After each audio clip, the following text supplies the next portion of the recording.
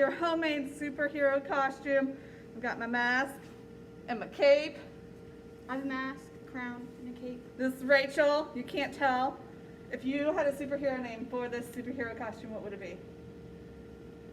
I have no clue. I don't know what mine would be either. It would be like the fantastic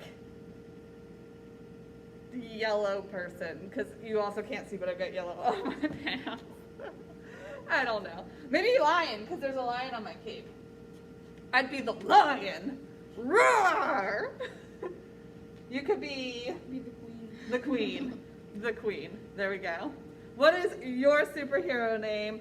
Send us pictures, comment below, let us know what you wore for your superhero costume. And we're gonna get started on our game. Are you ready? Mm-hmm. Okay, so Rachel's gonna help us out with the game. You guys at home are gonna play along too. We have a new theme this month because this month is June, and we're getting ready for Vacation Bible School. Even though Vacation Bible School is going to be online, we're still super pumped and excited for it. And so our theme is going to be focus, just like Vacation Bible School. So I'm gonna put some images up on the screen, and they're gonna be blurry. And you guys and Rachel have to guess what they are. And if you get it wrong, they'll get clearer and clearer as we go on. I think that they're actually pretty easy. We made them pretty easy. So we'll see how it goes. Are you ready at home? Are you ready here? Yes. Okay. I'm gonna get my keyboard. What is it? A keytar is what I was gonna say. All right. I'm going to jump out of the screen, but I'll still talk. This is the first one.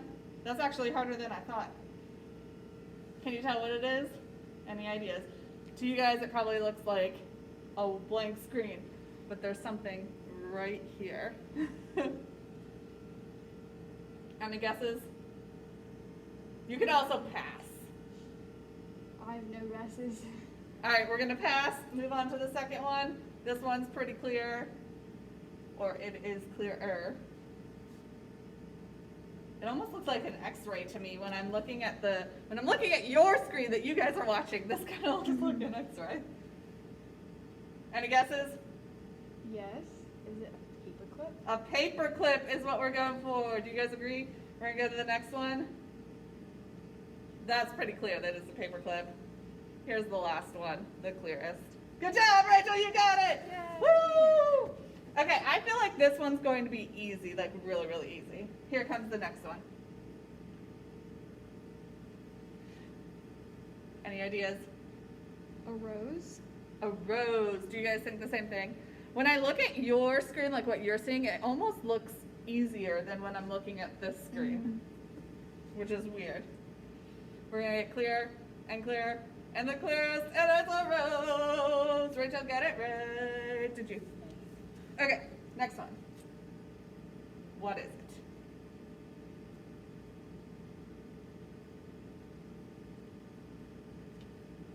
I think it kind of looks like a peanut. I think it could be a cow or a horse or something like that. Like a Farm life. We're going for farm life, which isn't specific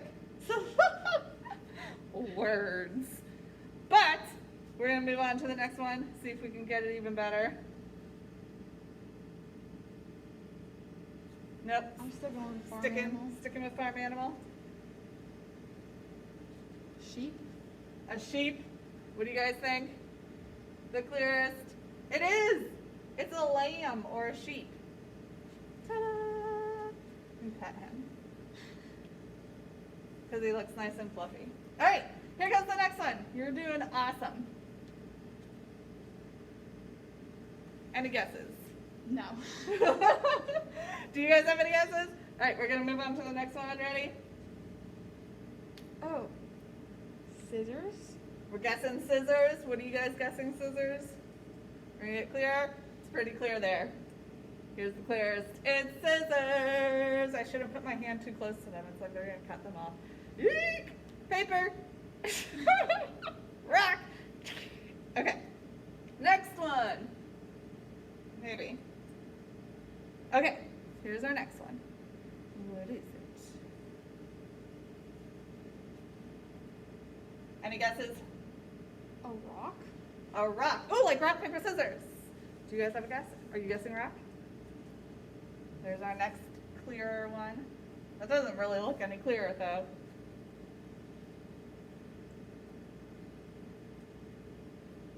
We'll go one more. Oh, Do you have a guess? a slinky. A slinky is correct. Ta-da! Slinky. Okay. I hope you guys can see that that's a slinky. Boom. That's a little bit easier for you, isn't it? Magic. Okay, here comes our next one.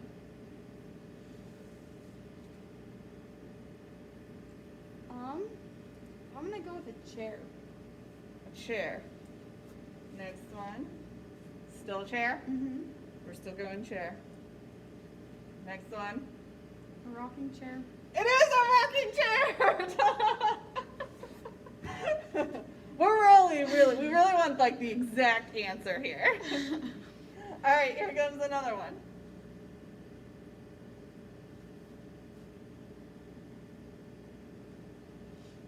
Okay, to me it looks like a sloth with a scuba mask. A sloth with a scuba mask. Still? Yes. Oh, just the scuba Just mask. the scuba mask! No sloth. Even though a sloth with a scuba mask would be the best. It would be so funny. Okay, here's the next one. There's two more left.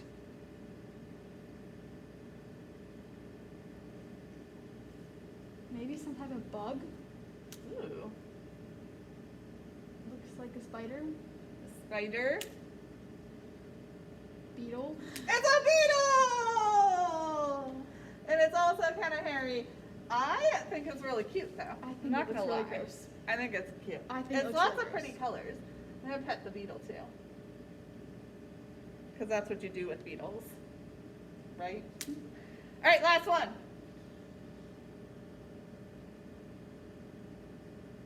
I'm gonna go with a water bottle. A water bottle. Still? Yes. Next clear image. Still? Obviously, it's a water bottle. Yay, you did it! You crushed it! I'm pretty sure that she got every single one before the final image. Did you guys do it? It was kind of easy, I think. All right, we're going to get ready to worship. We have our new song, We Are Royals, that we're going to do, and then we're also going to do Only Wanna Sing. You ready? Yay. Let's worship. All right, we're ready to worship. My cape might come off because it is just taped on, so we'll see how it holds up. Rachel's loving her cape, I do. so A lot of fun. let's see how this goes. Every time I talk about wearing a cape as a superhero, I think of Incredibles, where Edna Mode is like, no cape. Because that's why I picked a short cape, because if I had a long cape like that, I would like trip over it, I would get sucked into things, I would not be a superhero anymore. That's okay. I still like this cape. Done. All right, let's get ready to worship.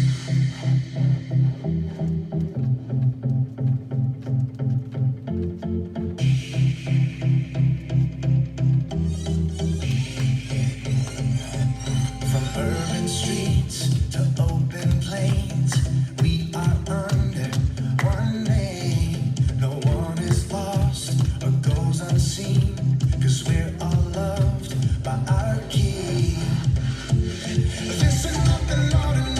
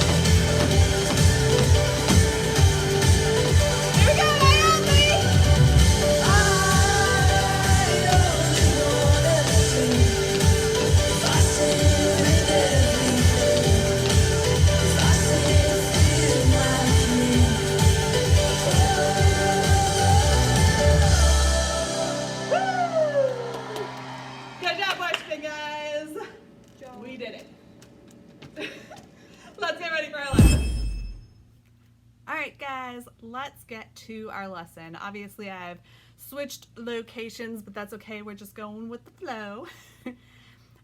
For our lesson, I'm actually going to take my mask and put it up because I want you to be able to see my face. I want to be able to see you guys, sort of.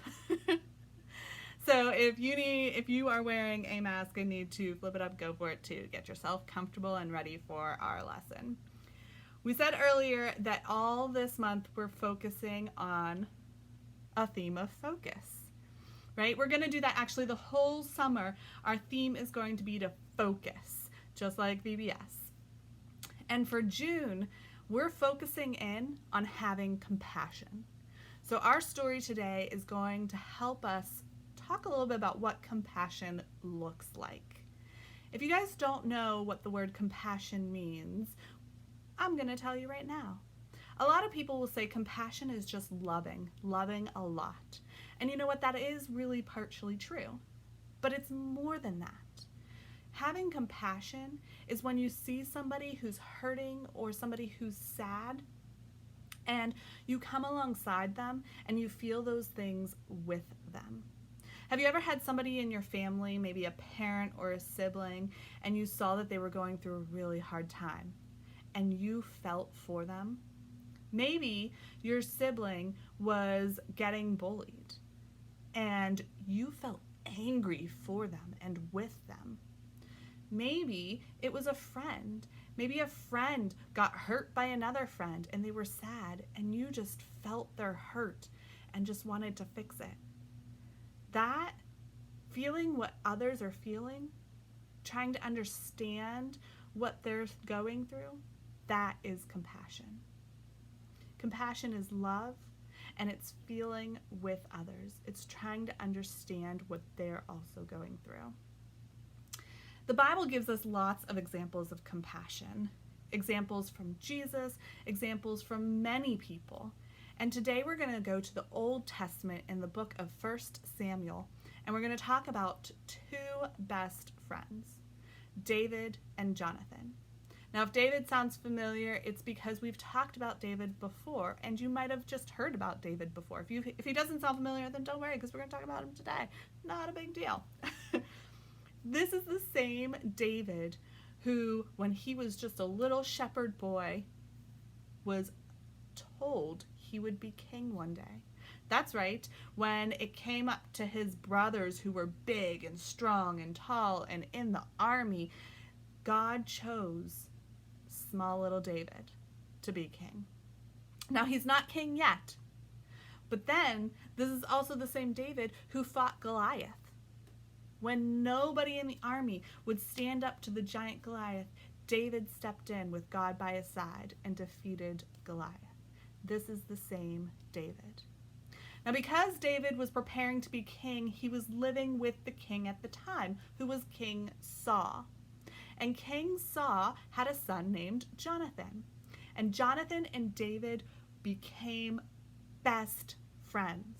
So much so that the Bible tells us that Jonathan and David were like brothers. They loved each other so much. Does anybody have a friend like that? I do. I definitely have a friend or two like that who I'm just so close with that they are family to me. That's what this was. Now, David, though, while he was living in the palace, we'll call it, because it was with the king, started noticing something. King Saul didn't like David. King Saul was mean to David. He was rude to David. He would ignore David. He would just be terrible to him. And David started to get scared. You see, King Saul, he liked being king. He loved being king. He loved the power of being king. He wanted to be king for as long as possible. And then when he wasn't able to be king anymore, he wanted his son to be king. He wanted it to stay in the family. He didn't consider David family like Jonathan did. King Saul, he was power hungry. And he did not like David. And David knew it. David felt it. And he got worried and he got scared. And what else would you do when you're worried and scared but talk to the family that you have? So he went up to Jonathan and he said, listen, Jonathan, I'm really scared.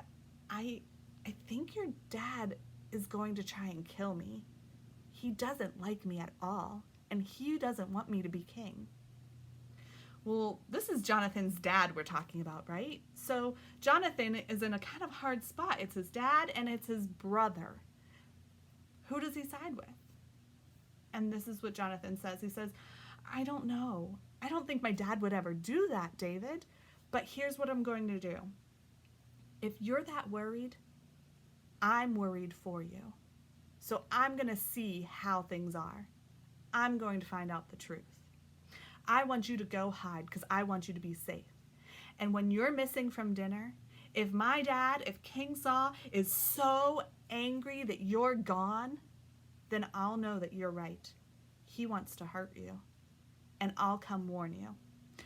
But if he doesn't care or if he's worried that you're sick, I'll know that he truly does care for you. And I'll tell you it's safe to come back.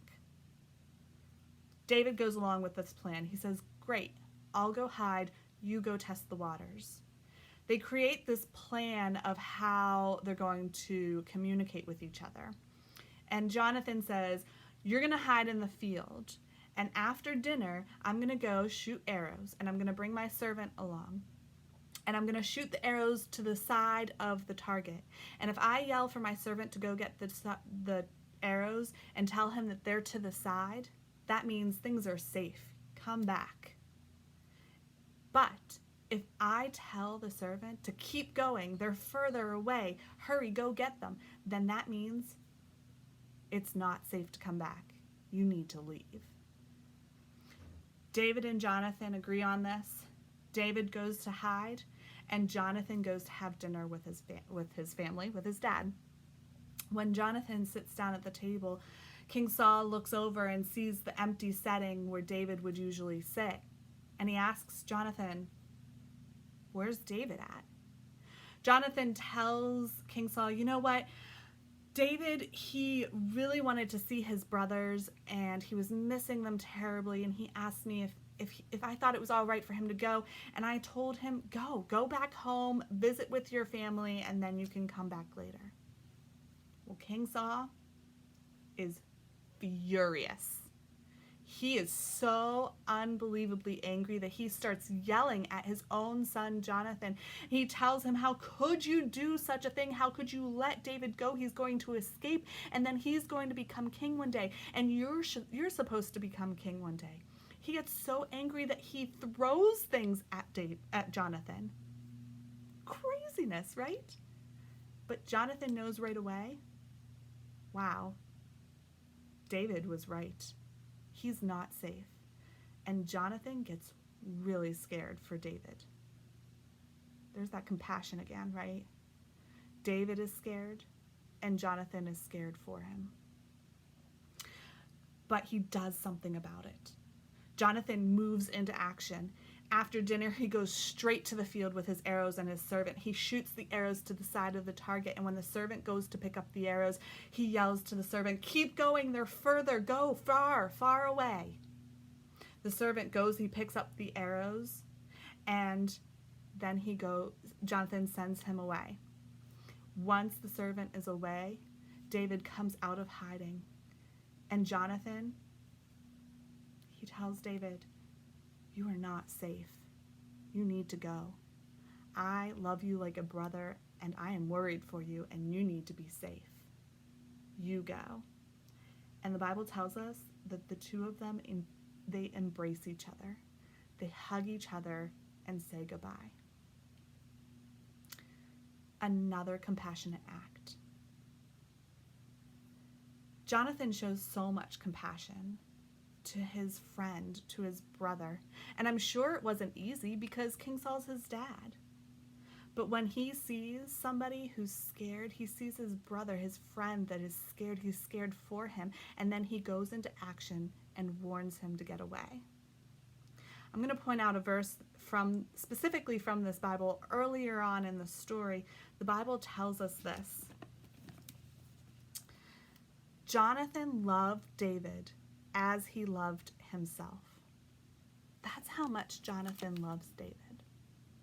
Jonathan loves David so much that he's even more than family. He couldn't love himself more than he loved David. That's pretty powerful, right? We can have compassion just like Jonathan. If we see somebody hurting, we should try and understand that hurt. We should feel with them. Start with your family. Start with your friends. When your friends or your family are sad or angry or hurting, come up beside them and say, I'm in this with you. I want to show you an example of what having compassion looks like and does for us. You guys can do this. I don't usually do experiments with you guys, but you guys can do this along with me if you have the supplies. Some of them might be a little bit harder to find. You only need two, sort of, two different things, but you'll need 4 balloons, 4 or 5 balloons, your choice. And you'll also need a baking sheet. Beep. So you'll want to blow up your balloons to about medium size if you have them. Not too big, not too small. And yeah, and then we'll do this together. If you don't have balloons in your house, don't worry about it because I'm going to show you and you'll experience it with me. Cool? Let's do it. Okay, I moved the camera really far away because for this you will need to see my feet, the ground, and then my head because I'm talking to you and I don't want to be talking to you guys and not you be able to see my face. So that's what we're going to do. I have my balloons over here, one in my hand. I've got my baking sheet to the side. Now, we're going to pretend like this balloon is the person that is hurting. This is the person who is sad or angry or frustrated. Something happened to them and they are hurting. When that happens, you feel a lot of hurt and pressure, right? Think of yourselves when you're hurting. You're feeling a lot of pressure. So we're going to take this balloon, we're going to put a baking sheet on top of it. Can you see that? And then you're going to need a chair or you're going to need a family member, somebody to help you up because we're going to stand on top of this balloon. Are you ready? Let's do this. You're not going to jump on top of it, you're just going to stand on top of it. Here we go.